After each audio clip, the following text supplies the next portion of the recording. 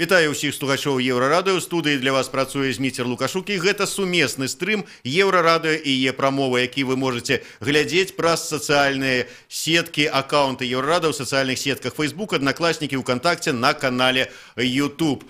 Учора, 24 ліпеня, Александр Лукашенко падпісаў указ, згодна з якім грамадзяне 80 краін свету могуць знаходзіцца без візы на тэрыторыі Беларусі цягам 30 дзён. Чаму было вырашана падпісаць менавіта такі указ на такую працягласць, увогуле да чаго гэта можа прывесці? Сёння размаўляем з палітолагам Дзянісам Мельянцовым. Добрый дзень, спадар Дзяніс. Добрый дзень. Я пачну, можа быць, з самага такога актуальнага пытання, што, здаецца, лета. Было б лагічна на летні перыяд адпачынкаў, калі замежнікі вандруюць, ад пачатку лета падпісаць гэты указ. Вот чаму менавіта зараз, чаму напрыканцы ліпеня, а не напрыканцы мая, да прыкладу, на ваш погляд, падпісаны гэты указ?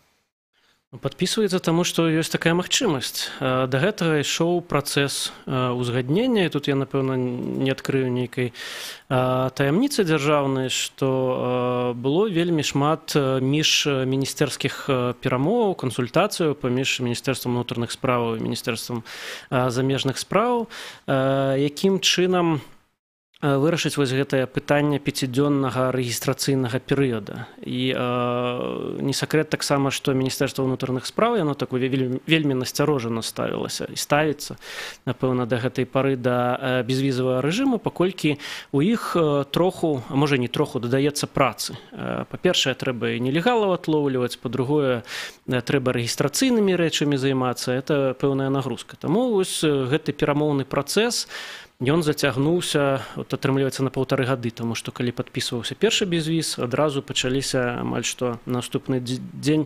перамовы, каб яго працягнуць да некага больш такога грунтоўнага перыяда, каб не трэба было людзям напружвацца, і вось гэты 5-дзённы перыяд лавіць, і там былі складанасці вельмі, да. Так, і плюс, калі чалавек прыязджае на нейкі адпачынак, канешне, трэба трошку больш дзён, чым 5, таму што адзін дзень прыехаў, трэба нейкім чынам адысці ад гэтага пералёта там і гэтак далей, то бок застаецца там літаральна 3 дні, а за 3 дні ты тут нічога не пабачыш. А гэта, канешне, для бізнес-візітаў нармальна, а для турызма ў такім шырокім сэнсе гэта ненармальна. Тым не менш, выбачаю, што пераб'ю, правильно было сказано, што толькі быў падпісаны указ пра 5-дзённы безвіз, як пачаліся размовы пра тое, што трэба павялічыць. Размовы шлі пра 10, там максимум 14 дзён. Можа быць, для тых, хто прыязджае лекавацца ў Беларусь, яшчэ крыху болей, там нам якіх-небудзь там да 20 дзён, а тут раптам 30. Чаму такая лічба? Наколькі мне вядома, прапаноўваліся розныя тэрміны, і максімальны быў якраз такі месячны тэрмін. І, відаць, тут ужо вырашалася на самым высокім узроўні, і прэзідэнт вырашыў, што ўжо там мелачыцца з гэтымі, дзе, значыць, 5 дзён, там 10 дзён, а трэба насамрэч вырашаць пытанне больш-менш радыкальна, таму 30 дзён выглядае досыць, я думаю, лагічна. Тым не менш, і 5-дзённы безвіз, і 30-дзённы безвіз распаўсюджваецца толькі на тых, хто ў Беларусь трапляе праз аэрапорт Мінска. Чаму менавіта ўсё ж такі прывязка да аэрапорта? Таму што шмат хто, тыя ж самыя палякі, ім бы было б зручней на аўтамабілі прыехаць праз мяжу. І, можа быць, шмат людзей бы паехала. Чаму прывязка да аэрапорта? Вы сказалі ўсё ж такі пра больш шчыльны кантроль, але калі ўжо разглядаць пра магчымасці пашырэння турыстычнага нейкай плыні, то можна быць і далей пайсці, там аўта, чыгунка і гэтак далей. Я думаю, пакуль што была зноў-такі саступка Міністэрства ўнутраных спраў, якім потым займацца зноў-такі атловам. Ці гэта лобі Белавія? Наўрад ці, таму што у нас беларуская чыгунка не нашмат слабейшая, чым Белавія, таму я думаю, што ўсё ж такі тут не лобі перавозчыкаў, а хутчэй лобі Міністэрства ўнутраных спраў, зноў-такі справа якіх потым атлоўліваць нелегалаў, адшукваць там, вырашаць пытанні з наркотрафікам і гэтак далей. А нашмат прасцей, канешне, ўсіх правяраць у аэрапорце, і аэрапортавыя ўсе ведаюць, напэўна, хто хоць раз карыстаўся міжнароднымі пералётамі, што бяспека, security, сканеры гэтыя ўсе ў аэрапортах, это нашмат больш сур'ёзны ўзровень контроля і бяспекі, чым на чыгунцы ці на памежных пераходах аўтамабільных. Тым не менш, 20 з нечым гадоў ніякіх зрухаў у гэтых візавых пытаннях не было. Беларуская віза і толькі так замежніку патрапіць у Беларусь. Прычым эта беларуская віза была не танная, скажем так. А потым адразу 5-дзённы безвіз, і я гляджу звесткі, ў 2017 годзе нашу краіну наведалі 282 тысячы замежных турыстаў. Гэта на 65 тысяч больш, чым у 2016 безвізавым гэтым годзе. Ўсё ж такі галоўная мэта прыцягнуць турыстаў?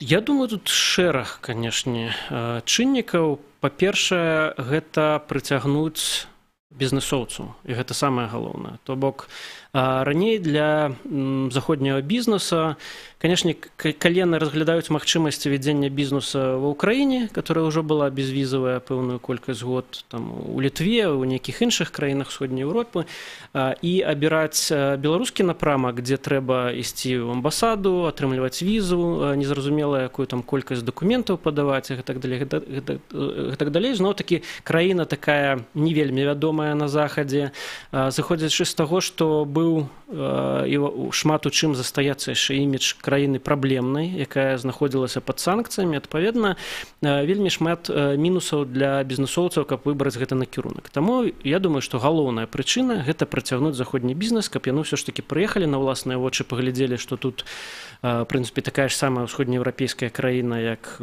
тая ж Украіна, Літва і іншыя краіны. І, магчыма, нейкія тут здзелкі можна было ўжо і прыдумляць. Другі момант – гэта, канешне, турызм, але пра турызм я ўжо сказаў.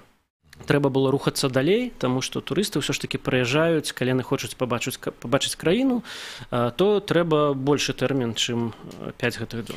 Такім чынам, адзін з каментатараў у сацыяльных сетках, я думаю, правы, які напісаў учора, што грошай няма. Трэба грошы, трэба прыцягваць нейкім чынам, таму і прыдумалі гэты безвіз 30-дзённы. Грошы, інфармацыі, патронаў заўжды не хапае. Таму, канешне, грошай шмат не бывае, і любая нармальная краіна дбае пра тое, каб інвестыцыі працягваць, каб працягваць бізнес, каб нейкія будаваць эканамічныя ўзаемадачыненні. Таму у пэўны час, я думаю, крытычная маса гэтага разумення яна ўсё ж такі назапасілася у беларускіх міністэрствах ці там ва ўрадзе ў цэлым. Яны пабачылі падчас шматлікіх гэтых папярэдніх візітаў, што нічога страшнага, людзі прыязджаюць, людзі тут ніякіх рэвалюцыяў не робяць заходнікі. Всё гэта можна трымаць пад кантролем, і лепш гэта легалізаваць, лепш пашырыць магчымасці, і тады будзе большая аддача. Яны паглядзелі на гэты 5-дзённы перыяд, што сапраўды людзі паехалі, сапраўды замежнікі сталі больш часцей выбіраць беларускі накірунак. Гэта быў дадатковы аргумент для таго ж Міністэрства ўнутраных спраў, што не ўсё так страшна. Ёсць пэўныя нюансы, я не ведаю, тут ва ўказе кіраўніка краіны наўрад ці яны адлюстраваныя, але, можа быць, вы ведаеце. Зараз, калі замежнік прыязджае, яго абавязкова там вельмі хутка трэба зарэгістраваць. Застаецца тая ж самая норма. Асабліва атрымліваецца, калі замежнік хоча павандраваць. Ён сёння ў Мінску, заўтра паехаў у Нясвіж, прыехаў, засяліўся, я не ведаю, якую-нибудь на аграферму, і імгненна трэба гаспадару думаць, куды бегчы зарэгістраваць, ці ўсё ж такі тут будуць нейкія паслабленні. Гэта ёсць у ўказе, сапраўды застаецца патрабаванне ў 5-дзённы перыяд рэгістравацца замежнікам. Але тут, напэўна, прасцей для тых, хто прыязджае ў вялікія гарады, таму што калі замежнік спыняецца ў гатэлі, то рэгістрацыя будзе аўтаматычна па факце засялення. Таму тут прасцей. Складаней, канешне, калі гэта нейкі прыватны візіт да нейкіх сяброў, тады, канешне, з гэтым самым сябрам прымаючым трэба думаць, як за ручку гэтага замежніка весці ў гэты агім. аддзел па міграцыі і рэгістраваць. То бок тут пакуль што гэта ўсё застаецца, на жаль, як і раней. Мы тут вот зараз усе ура, 30 дзён без візу. А вот вы, як чалавек, які часта з замежнікамі сутыкаецеся, працуеце, якія, можа быць, хібы бачыце ў гэтай сітуацыі, у гэтым безвізе з тым, што мы маем у нашай краіне? З тым заканадаўствам, з тымі падыходамі, з тым стаўленнем да замежнікаў? Ці как бы тут это ўжо... Ну, стаўленне мяняецца, канешне. І няма той насцярожанасці, якая была там 5-10 год таму. Ёсць, канешне, застаецца, як мы ўжо вызначылі, да, вось гэты анахранізм, што трэба рэгістравацца. Гэта, канешне, трэба змяняць, таму што, натуральна, гэта не дадае добрага іміджу Беларусі, калі замежнік прыязджае і сутыкаецца з гэтымі бюракратычнымі, шмат у чым бессэнсоўнымі працэдурамі, трэба адстаиваць чэргі, калі там не паспеў зарэгістравацца, трэба плаціць штраф для замежнікаў, ён досыць вялікі, наколькі я ведаю. Вось таму ад гэтага паступова, канешне, трэба пазбаўляцца. Я думаю, што да гэтага беларускія ўлады прыйдуць, калі пабачаць, што сапраўды не ўсё так страшна, колькасць там злачынстваў не павялічыцца, калі яна не павялічыцца, канешне. Вось, таму, я думаю, гэта працэс не спынены, і ён будзе яшчэ далей паляпшацца. Ну і трэба адзначыць, што не для ўсіх замежнікаў гэты безвіз ўсё ж такі адкрыты, таму што адна з нормаў, што ён не распаўсюджваецца на тых турыстаў замежных, якія, скажам, прылятаюць да нас з боку Расіі. Так, застаецца шмат праблемаў з нашымі расійскімі саюзнікамі, таму што сапраўды у нас не аб'яднаныя базы дадзеных. У нас няма, за што рускія таксама выступаюць, каб была адзіная віза, адзіныя візавыя працэдуры, ці хаця б узгоднены гэты працэс. У нас няма міжнародных пунктаў пропуску, которая на зямлі, на беларуска-расійскай мяжы, і таму зноў-такі адбываецца такая вельмі дзіўная сітуацыя, калі чалавеку трэба з Беларусі паехаць у Расію, замежніку, яму трэба аб'язджаць або праз Украіну, або аб'язджаць праз краіны Балтыі. Зноў-такі гэтае пытанне вырашаецца на ўзроўні двухбаковых перамоў беларуска-расійскіх. Вось, магчыма, гэта пытанне будзе ў Сочы паднятае падчас візіта беларускага прэзідэнта і сустрэчы з Пуцінам. Але зноў-такі гэта праблематычная рэч, праблемнай застаюцца, ну і як вядома, што гэты безвіз, ён не датычыцца таксама людзей, якія прыязджаюць сюды працаваць. Ну, гэта таксама як з шэнгенскай візы, яна дае права ўезду, турызму, нейкіх дзелавых сустрэчаў, але не дае права на працу. Ну, мы пакуль што вот зараз гаварылі пра тое, як добра будзе замежнікам. 30 дзён могуць тут бавіцца ў Беларусі, 2 па 15 максімальных адміністрацыйных арыштаў, але больш цікава, ўсё это адбываецца на фоне чакання, што падаражэе шэнгенская віза для беларусаў. На 20 еўра нават, магчыма. Можа быць, пасля гэтага нам нейкіх крокаў еўразвязу чакаць у іншым накірунку? Можа, яны нам якую-нибудь палёгку зробяць? Не зробяць. Гэта розныя працэсы. Ну, маглі б хаця б інтрыгу якую там, ці там... Не, гэта абсалютна розныя працэсы. І тут чыста вось такая добрая воля Беларусі, такі безвізавы рэжым, ён ніякім чынам не адбіваецца на перамовах па спрашэнню візавага рэжыму, якія ў нас ідуць Еўрапейскім Саюзам. Вось, калі зараз правільна я ўзгадаю, недзе з 14-го года. То бок вось ужо 4 гады, больш за 4 гады ідуць гэтыя перамовы. Там свой працэс, там ёсць пэўныя патрабаванні, якія Беларусь мусіць выканаць, якія змяняюцца. У 14-м годзе планавалі ўжо нават падпісаць, здаецца, ў Рызе на саміце. У 15-м. Саміт быў у 15-м. Вось. І да гэтага яшчэ была вельмі доўгая гісторыя. Там спачатку Беларусь прапаноўвала распачаць гэтыя перамовы. Еўрапейскі Саюз сказаў, што не, спачатку дэмакратыя, потым візы. Потым Еўрапейскі Саюз абдумаўся і папрасіў беларускі бок пачаць перамовы. Беларускі бок ужо сказаў, што не, вы нам адмовілі, давайте зараз мы пачакаем. Мы гордыя. Да, таму там такая гісторыя яшчэ праблематычная. І зараз от ні еўрапейскі бок, ні беларускі бок публічна не раскрываюць прычыны, з-за чаго гэта ўсё так зацягваецца, але там сапраўды ёсць некалькі такіх перашкодаў.